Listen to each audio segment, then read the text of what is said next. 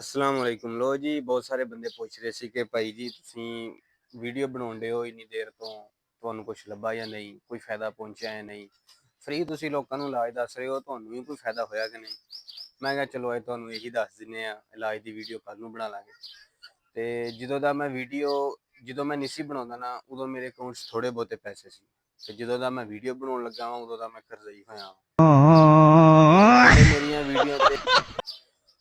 ਪਹਿਲੇ ਮੇਰੀਆਂ ਵੀਡੀਓ ਤੇ ਕੋਈ 5-6 ਵਿਊ ਆ ਜਾਂਦੇ ਸੀਗੇ, ਤੇ ਜਦੋਂ ਦਾ ਮੈਂ ਤੁਹਾਨੂੰ ਇਲਾਜ ਦੱਸਣ ਲੱਗਾ ਵਾਂ ਉਦੋਂ 1-2 ਵਿਊ ਵੀ ਨਹੀਂ ਆਉਂਦਾ ਹੈਗਾ। ਤੇ ਵਿੱਚੋਂ ਬਹੁਤ ਸਾਰੇ ਬੰਦੇ ਕਹਿੰਦੇ ਆ ਕਿ ਯਾਰ ਮਿਹਨਤ ਕਰਦਾ ਰਹੀ, ਹਿੰਮਤ ਨਾ ਛੱਡੀ, ਹੌਸਲਾ ਨਾ ਹਾਰੀ, ਮਿਹਨਤ ਕਰਦਾ ਰਿਹਾ, ਇੱਕ ਨਾ ਇੱਕ ਦਿਨ ਤੂੰ ਆਪੇ ਹੀ ਹਾਰ ਮੰਨ ਲੈਣੀ। ਤੁਸੀਂ ਦੱਸੋ ਹੁਣ ਮੈਂ ਕੀ ਕਰਾਂ, ਮੈਨੂੰ ਤਾਂ ਕੋਈ ਫਾਇਦਾ ਨਹੀਂ ਹੋਣ ਡਿਆ। ਜਾਂ ਤੇ ਤੁਸੀਂ YouTube ਤੇ ਜਾਓ, ਫੋਲੋ ਕਰੋ, ਸਬਸਕ੍ਰਾਈਬ ਕਰੋ, ਆਪਣੇ ਦੋਸਤਾਂ ਨੂੰ ਸ਼ੇਅਰ ਕਰੋ। ਫ੍ਰੀ ਇਲਾਜ ਤੁਹਾਨੂੰ ਦੱਸ ਰਿਹਾ, ਜਿਹੜੇ ਤੁਸੀਂ ਇਲਾਜ ਡਾਕਟਰਾਂ ਦੀਆਂ ਮਹਿੰਗੀਆਂ ਫੀਸਾਂ ਲੈ ਕੇ ਕਰਨੇ ਹੁੰਦੇ ਆ, ਮੈਂ ਤੁਹਾਨੂੰ ਫ੍ਰੀ ਦੱਸੀ ਜਾਣ ਵਾ।